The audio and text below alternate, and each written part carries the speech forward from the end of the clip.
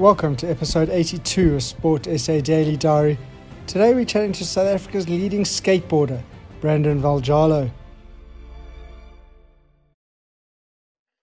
Brandon, good morning, buddy. How are you doing today? I'm doing good, thank you. Woke up feeling good. Went for a little run this morning, so I'm feeling good. Did church with my mom as well, so yeah, feeling great. Sure, you've had a busy morning, busy start to the day. You know, got to stay fit, got to stay healthy, and also, give all glory to God according to my mom and my family. And, that's where it all began. And that's the man I have to thank for the talent he's given me, And your talent is a different one. Well, sort of not the mainstream sport that we've been chatting to. We're looking at a couple of alternative sports. And we'll get into that shortly. But take us back a few years to your younger days. You mentioned earlier that you used to play rugby and cricket and all those conventional sports. Yeah, so basically when I was younger, I played all the traditional sports like cricket, soccer, and rugby.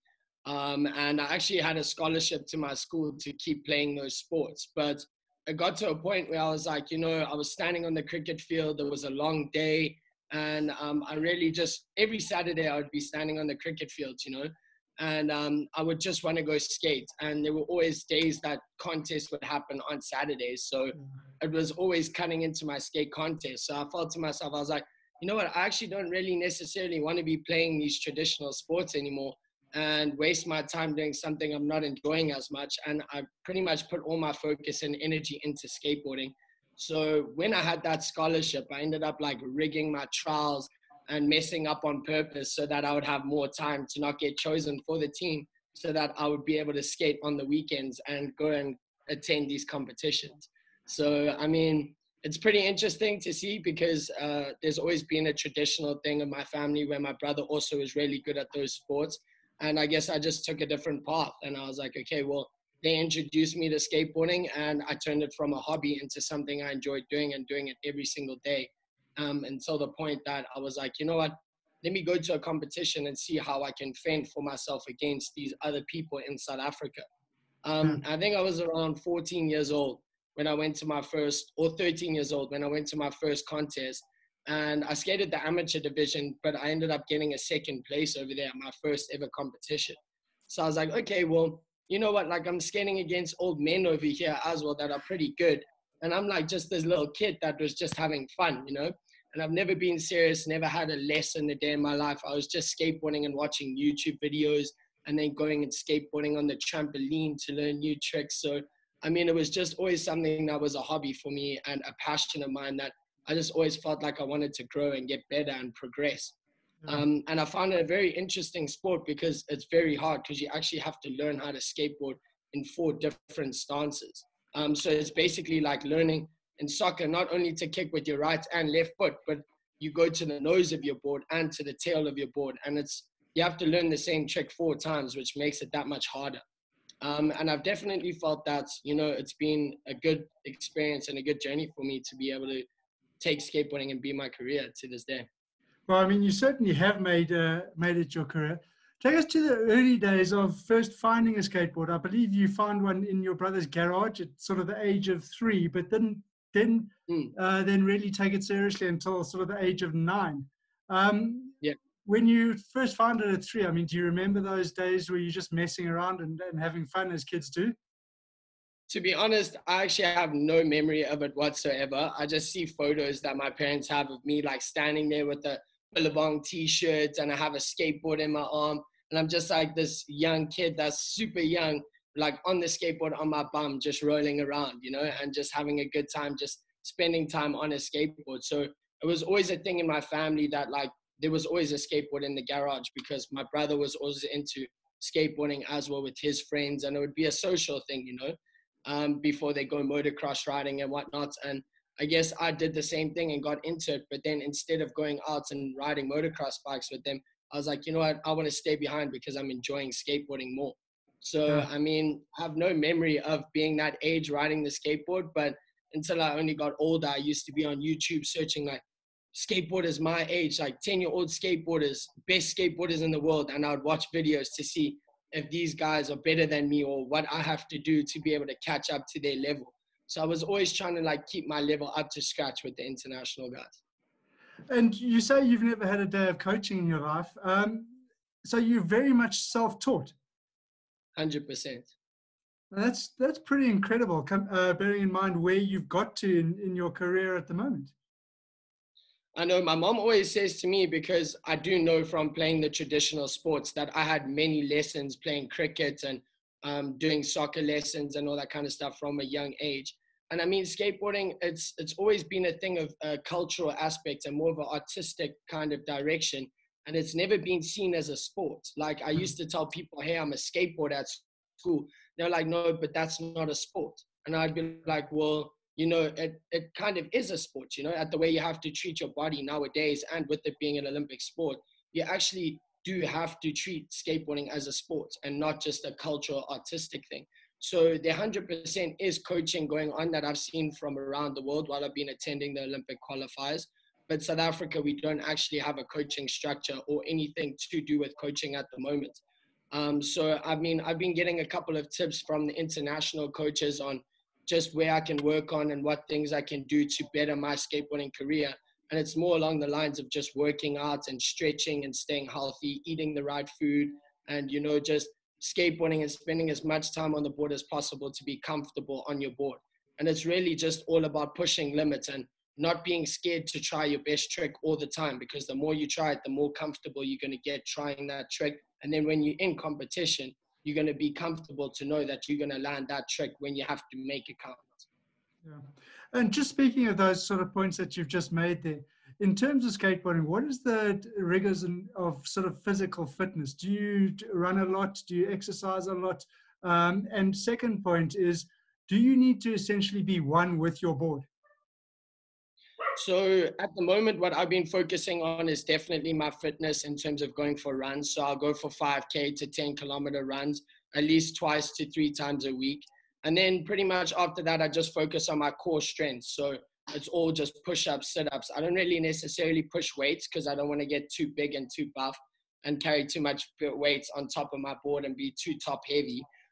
So I necessarily just work out on my core strength and bridging and push-ups, sit-ups, and just pull-ups and, you know, more along those lines of things, instead of pushing a lot of weights. And then with being one with your board, I mean, it's technically you the one controlling your board. So at the same time, you are one with your board. It's not like a sport like horse riding where you have to try control an animal and you have to try think how the animal thinks, which is actually what my sister does. So I have a lot of respect for what she does, because it's like, you're controlling this huge animal that has a brain of its own and it can do whatever it wants. You actually have no idea what it's going to do.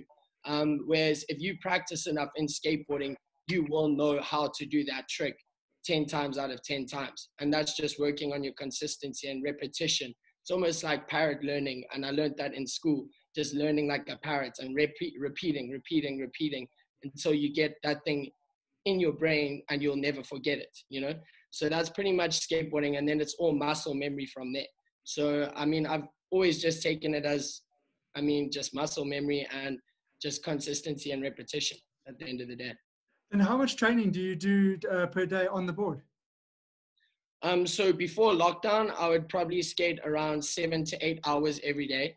I would leave in the morning and then I would go out and I'd meet up with my friends. And as you can see in your nice background photo over there, I've got a nice little plaza in Bryanston that I go and train at least 4 to 5 times a week.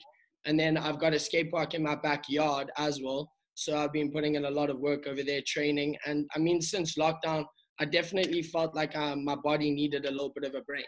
So I stopped skating for that period of time because I was putting a strain on my body. And I was skating for roughly about 3 to 4 hours every day, but just working on other things such as my fitness and stretching. And I was doing a lot of yoga and Pilates with my mom just to make sure my muscle and my body was feeling really good, so that when I do come out of lockdown and we do enter the competition series again, I'll be feeling 100%. And Brandon, from the sounds of elements that you're saying, you're a very tight-knit family, close with your mom and your brother and sister. Are they all very supportive of what you do?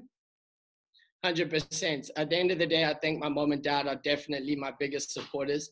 They're my biggest fans. And, you know, I can't thank them enough for supporting and believing in my journey.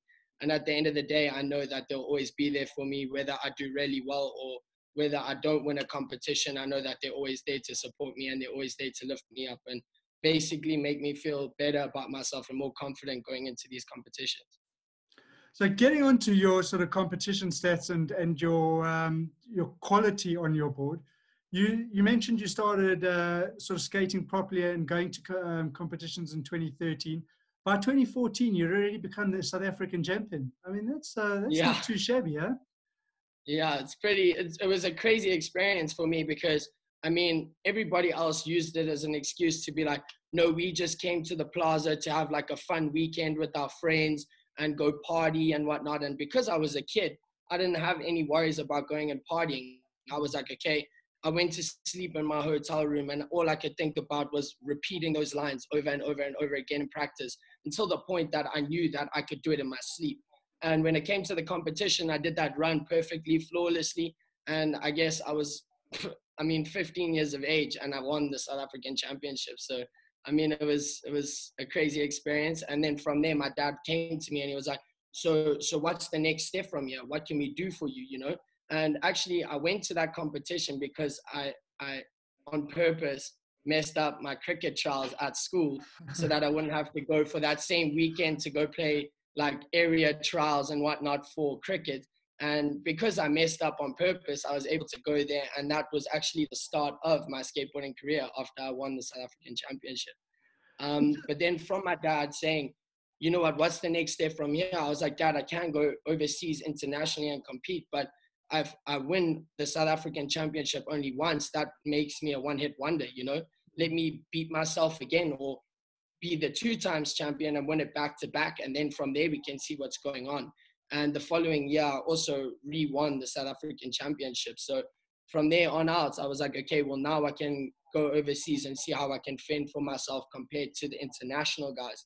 And that's when I got my invite to my first European competition.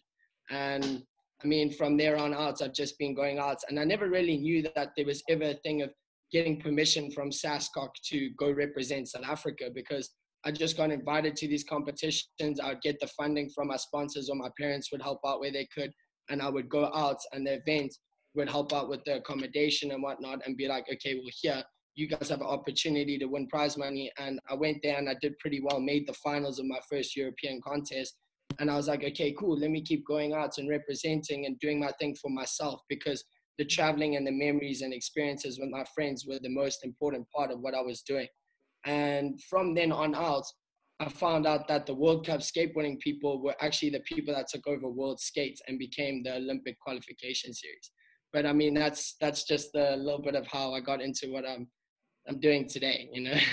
And do you think, Brandon, that your years spent in the traditional sports has helped you in any way in terms of skateboarding with coordination or any of that sort of thing? 100%. I mean, I played a lot of soccer when I was a young kid, so it was definitely like, you know how they say your ball to eye or your ball to your foot, and just having the coordination, I definitely think that has helped me. And then in terms of commitment and just focus and being able to understand what goes into the sport besides for just playing the sport, has definitely helped me. So I think the traditional sports have 100% helped me in what I'm doing today. And you've continued to win around the world and around Africa. You won the KDC Soweto Grand Slam in 2016. Then you became African champion 2017. So of the 4 big wins, the 2 SA Opens and the other 2 I've just mentioned, which one was the biggest result for you in your career at that point? I definitely think the African Championship in 2017. I grew a little bit more into who I was as a skateboarder, and I mean, it was a head-to-head format. So I was competing against a couple of other guys, and my friend from America came out and Czech Republic. So in the semifinals, I had to skate against my friend from America, and I ended up making it through to the finals. And I mean, it is competitive. And at the time, you're like, okay, there's no friends when it comes down to the competition. But afterwards, we're all really good friends. But I made it through to the finals and competed against a competitor named Lamini. And at the time, he was the star and he was the best skateboarder in South Africa. And everybody already counted me out, and I was the underdog. Even though I had won the South African championships, he was still seen as the better skateboarder than me. not just in competition, but in the aspect of going out and filming video parts and whatnot. So, I mean, I came out there and I was just focused on myself and what I was going to do. And I put together a flawless run and everybody was so shocked. And after my run, I mean, I landed my last trick and the buzzer and I finished my run. I was just super tired and exhausted because it's a head-to-head format. You're skating about 5 times 2-minute runs where you non-stop just going for it. So, you know, you have to be fit. And I mean, at the time, I couldn't believe that people came up to me and were like, bro, you just won. You just beat him. Because obviously I'm not watching him do what he's doing because we're skating at the same time. So it's like, I'm just hearing the crowd cheer whenever we're landing a trick, you know? So at the time I was like, okay, I'm not too sure what he's landing, but the crowd's going crazy over here, but let me just focus on myself, you know? And when I found out I won at the end of the day, it was the greatest relief. My parents were actually at the Bolt Dam on like a little vacation. They weren't there to support at the time. Because I was like, oh, I'm just going up to Cape Town for a little competition. You know, they didn't really know what it was about, but they were watching it on the live stream and they were super supportive, excited, screaming because it's live scoring. So they knew before I knew that I had won the contest. And I mean, when I looked at my phone, I was just overwhelmed by the support and everything. And it was definitely the greatest feeling ever because after that I got to have a good time and party with my friends and I was of age, so I was celebrating a victory, which was and yeah, great times, great memories for sure.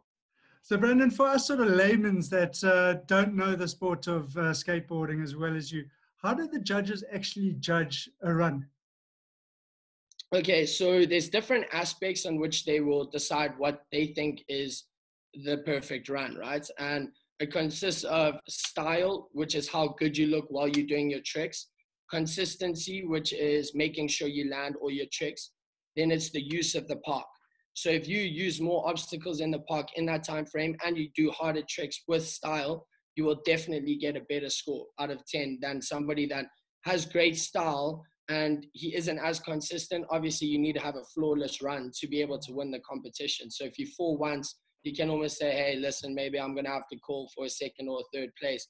Or if you don't use the whole park on the obstacles, like the big section, which is normally the stairs and handrails and hubbers, is where you should always finish out your run. So it's the climax of your run. And obviously, after your run, you have been skating and doing a whole bunch of tricks. You're tired now and you need to find the energy within you to go for the big section, which you can actually hurt yourself on. And you have to put down your best trick after a run, which is why I realized that I need to stay fit and healthy to be able to do these competitions. Because when it comes down to that final trick, you need to feel as good as when you started your run. So yeah, that's basically how the judges go about it, and they judge the skateboarding runs. And just in terms of skateboarding itself as a sport, from an Olympic perspective, is it the park sort of discipline that is the Olympic sport? Because it's not the street skateboarding that is qualified as Olympics. No, so at the Olympics, what they do is they have different divisions, and they've separated into street skateboarding and park skateboarding. They don't have the vert ramp, which is what Tony Hawk is famous for, but both of them have qualified for the Olympics and to be the Olympic sports. So, I mean, at the end of the day, we both compete. It's different categories and different disciplines, whereas a guy that's a street skateboarder might not be able to go skate the park series because it's a different, the way the park skateboarders look at their park is that they find lines within where they can get speed, where they can get air.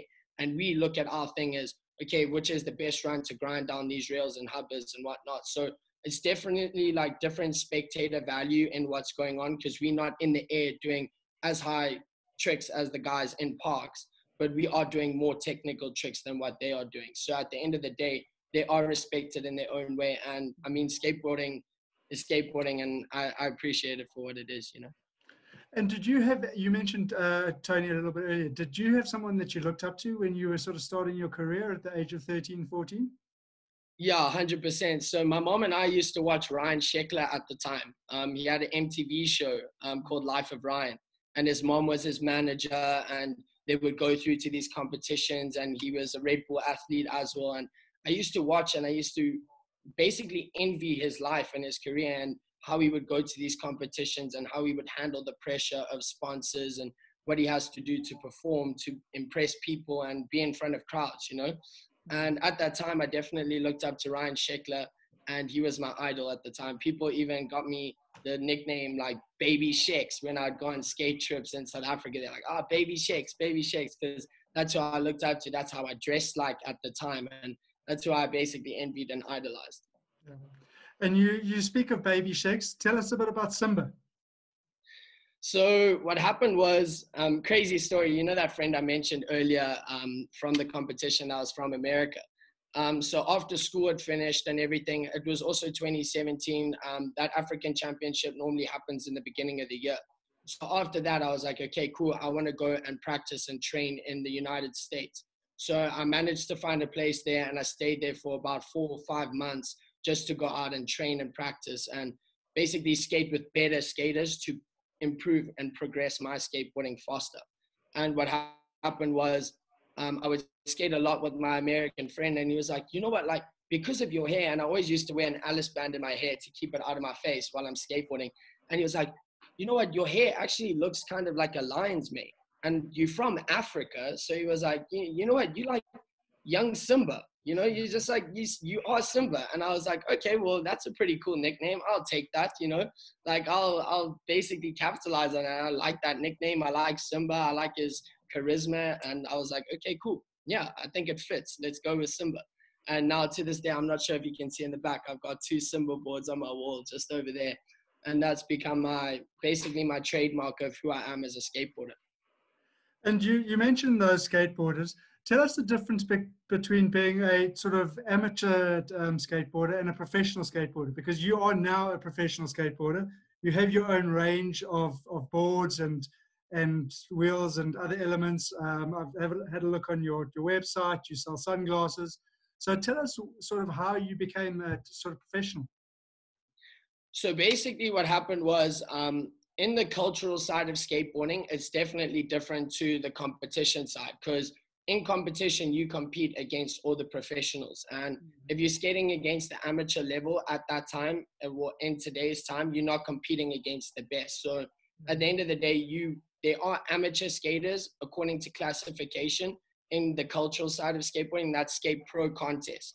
However, the only time you turn pro in skateboarding is when your sponsors decide to give you your own pro model range, which has your name on the product and merchandise, so that they can promote sales and increase their sales from a marketing perspective.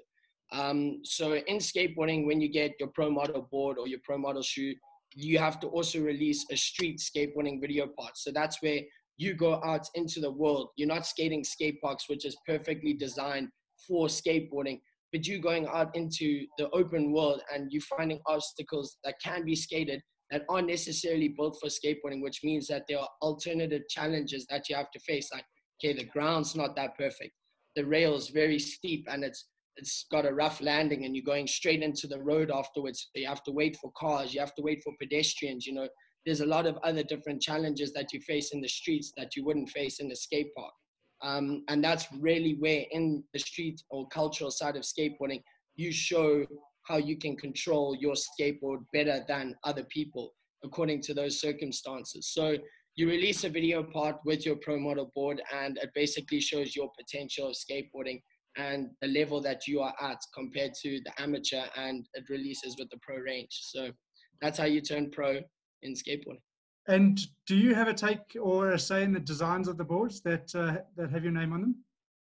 Yeah, so at the moment in time, we wanted to basically promote just one graphic and we wanted to release a limited series. But then I thought to myself, okay, cool. Well, my design of what I want to be, my limited series is going to be the one graphic, and then we can create another graphic that he's more happy with. So we went in our own ways and we each basically designed our own graphics. So I designed my own one and then the board sponsor and got a graphic designer to design his own one. And then mine was a limited series and then he printed more of his own one so that we could make more sales and basically bring in more income to the company. Yeah. So, I mean, they definitely did give me a lot of freedom in designing my own boards, and we're working on a new series at the moment as well, which they've actually given me a lot of freedom to decide on what graphics I want and what I want to put out there. But also they know from experience what they know that what will sell basically to the market. So they create something that would attract kids. And that's why they made the more cartoon version of the Simba graphic, whereas mine was more of a silhouette. And it was more of what I liked and a more clean cut, whereas the other one was for the kids and, you know, for them to Yeah. enjoy what they're seeing in the graphic underneath. And do you skate with one board specifically, or have you got sort of an array of boards that you use? So I'm very used to skateboarding one specific shape and size. So I would skate normally an 8 to an 8125. That's definitely my range of motion and boards and what I like to skate the most. So I have definitely played around with different sizes and shapes just to find what I like the most. And I found in that process that there's different concaves and different shapes and different tricks work better with different boards. You know what I'm saying? So it comes to a point where I think eventually in skateboarding, if you're going to want to do one trick, you're going to have a certain board for doing that trick. You know what I'm saying? Rather than just doing the whole competition on one board. Like, okay, well, this board is a flatter shape. It's going to be better to skate rails, where this one will be better to jump downstairs because it has carbon fiber inside the board and it won't snap on impact. So I definitely think that there is going to be that kind of a change and shift in skateboarding, with it being an Olympic sport and with people breaking boards in competition. It shows like you have to quickly set up a brand new board, whereas maybe now you're going to have 2 or 3 boards with you at the competition in case that does happen. And you would have broken those boards in. But nonetheless, I do normally have a shape that I'm more comfortable with and what I've used most of the time. And at the end of the day, I stick with what I like and what I know. So it's just comfortability, and I don't really want to play around too much with different shapes and sizes when it comes down to me having to perform. And Brandon, you mentioned earlier you traveled in Europe quite extensively. I mean, you've been to Austria, Spain, Holland, Germany, Czech Republic. You lived in the US for a while. Is there a specific area or place where the best skaters come from, or is it just sort of guys from all over the world? I mean, to be honest, I think the Brazilian skateboarders at this moment in time are the best bred skateboarders because they have such a huge population. And just after soccer, I found out because one of my best friends is from Brazil. After soccer being their main sport, skateboarding is their second biggest sport. So they go out, they have so many skateboarders, but they also deal with certain circumstances and they don't really have many skate parks. They have to skate the streets, and the streets aren't as easy to skate as the normal skate park. So it's almost like they train on the beach so that they can run on the grass, if that makes sense. Yeah. And when it comes down to it, it makes it so much easier for them when they're running on the grass because they're like, oh, sheesh, well, I've trained under these circumstances. So I think Brazil for sure has bred some of the best skateboarders, obviously America and Japan. Japan, when I went to Tokyo last year and I skated the contest called Arc League, I definitely realized that skateboarding is such a big sport amongst spectators and people love it over there that there's competitions every weekend for a lot of prize money at that time, and people go and they watch, and it's almost as big as like a soccer stadium that they would just be full of people. Okay, definitely not as big as a soccer stadium, but you know what I'm getting at. It's definitely hyperbole, but almost. And there's just so many people watching and enjoying the sport. So, I mean, they've bred some of the best skateboarders. And at this point, I think it's between Nigel Houston, which is an American guy, and another guy that's from Japan called Yuto Horigome, who's number 2 in the world at the moment. So those are definitely the strongholds. And then amongst the top 20 in the Olympic world ranking, there's a lot of Brazilians and Japanese and Americans. So I think those 3 countries I would like to say are the best just because of the world rankings at this time. And your current ranking in the world? So my current ranking at the moment is number 50 in the world. But what the whole ranking and how it works amongst the Olympic world qualification system is that you have to have a person from each continent to qualify. And also, you're only allowed 3 people maximum per country to qualify for the Olympics so the top 20, they take the top 20 working down the rankings, but only 3 are allowed to be from America, whereas in the top 20, there's about 8 American guys. And then the other 5 fall away and they have to keep moving down the ranking system. So, I mean, a lot of people come from the same countries and it's more competitive for them. But at the same time, it's, you know, they've had the facilities to be able to train and be where they're at today. So, I mean, yeah, that's pretty much it. Well, I mean, it's pretty impressive. Top 50 in the world when you haven't had a single day of coaching and probably the facilities in South Africa aren't what they are in sort of the States or in major European or Eastern countries. So, I mean, I think you're downplaying it a bit. I think 50 it's pretty damn impressive. You've mentioned a couple of times the Olympics. You've obviously qualified for the Olympics, first South African ever to qualify for the Olympic skateboarding. I mean, that must be a proud moment in your career. Obviously, it was postponed now until 2021. But what are your feelings on the Olympics and going to represent your country? So at the moment, what happened was we still had about 4 competitions left for the qualification system. So we were supposed to skate from the 21st to the 27th of May, the World Championship in London. And after that, we were only going to find out the confirmed list of the skateboarders that have qualified for the Olympics. With all the coronavirus and what has happened, they've delayed those contests. And there was also a contest that was supposed to happen in Australia where the wildfires caused the World Skate to basically call off the competition because they didn't think it was going to be healthy for the skateboarders to compete. And I mean, at this point in time, I am still the highest qualified African, and I will be qualifying on the continental quota. However, I'm not too sure with the situation when we're going to be returning the circuits. And I still have about 3 or 4 more competitions still to do to finish all my point system.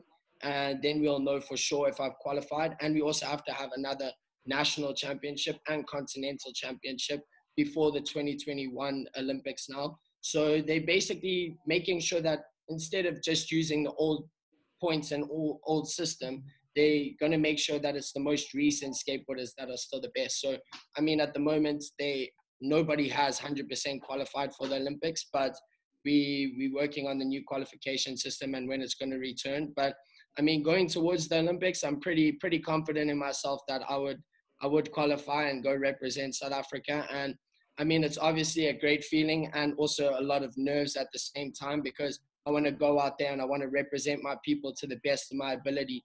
And I mean, I'm going for gold. I'm not going to go there and be like, okay, I just want to get a participation award. And that's never been my I guess, competitive nature. And my family has always been competitive. And I mean, I would not go to the Olympics just to get a participation award. So it's go big or go home, you know, definitely getting a podium spot. That's all I'm going to say. I'm going to speak it out there now, just so that, you know, when it comes down to the time, people are going to be like, he called it, you know, he called it. I mean, it's very wise. And you know, if you're not going to be confident, then there's no point in going to participate anyway. Brandon, you're still very young, 21. You've obviously got your whole career ahead of you. What do you feel is ahead of you? And maybe if you can answer this in 2 ways. One being for yourself personally, and a second in terms of other youngsters coming up in the sport of skateboarding. They're seeing now it's becoming an Olympic sport. They're seeing you out there and the amazing success that you've had. What advice would you give to them, sort of aligned to what your future holds for you? Okay, so the first point of that question, what the future holds for me is I would definitely like to start my own brand and own company within the action sports industry and start selling my own products to the market rather than collabing with partners. That's definitely one thing I'm looking forward to. And then in terms of the career and the sport of skateboarding, I've just recently taken 2 kids that live in the same estate as me that have seen me skateboarding in the past, and they've asked me to teach them. And I'm starting to work on teaching more people and more kids. And I'm recruiting a little skate school to get more kids to basically breed the future generation of skateboarding from an Olympic perspective and how I can coach them to become the next generation of skateboarding. And I'm basically giving them the opportunity that I never had, which was coaching.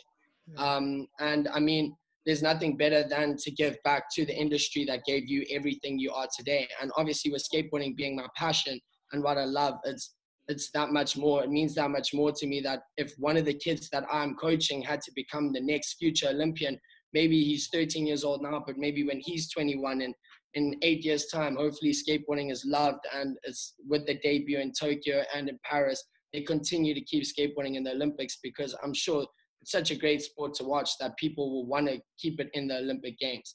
And hopefully I can breed the next future generation and give back to the industry that I say gave me everything.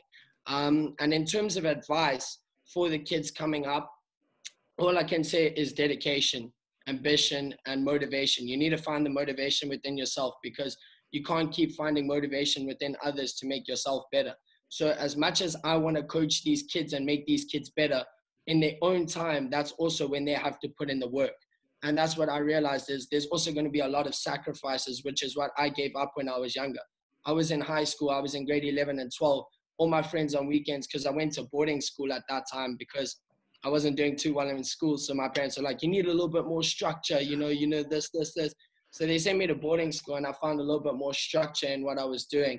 And with that, I mean, I realized that, you know, you have to be sacrificing that your friends are going to go out and party, and you're going to go out there and you're going to go train on the weekends, and you're going to be putting in the work. You're going to come back to school. You're going to feel left out of their conversations because they're speaking about this party where they were all at, but you weren't there because you were skateboarding. So I realized that there were a lot of sacrifices that came to get to the point that I am today. Now I've realized that people almost envy my sacrifices because of where I've gone today. So, I mean, it just shows that you have to sacrifice a little to gain a lot. Yeah, I mean, those words that you say, they couldn't be more true, and they're true for any sport, I think, whether it be swimming or running or football or whatever. And Brendan, I think you really are becoming the sort of face of skateboarding in South Africa, and you need to take it to a level where it's become seen as a sport. I think for so many years, it obviously wasn't seen as a sport. It was probably seen more as a recreation. But now with Olympic recognition and etc., it's becoming seen as a sport, and I think you're the perfect person to take it forward to continue that and for it to be seen as a sport competitive, and it requires the dedication and attention of the other sports. 100%. Brandon, it's been brilliant chatting to you today on Sport SA Daily Diary. Thank you so much for your time. Good luck at the Olympics next year. We'll certainly be rooting for you and hoping to see you on the top step. Never mind one of the steps. The top step is, I think, where you belong. Cool. Thank you so much for having me and for the opportunity to share my story as well. Brilliant. Thanks, mate. Cool. Thank you. Cheers. Catch us again tomorrow in Sport SA Daily Diary. We'll be chatting to a South African swimmer who's an Olympic gold medalist, a world champion, and a world record holder.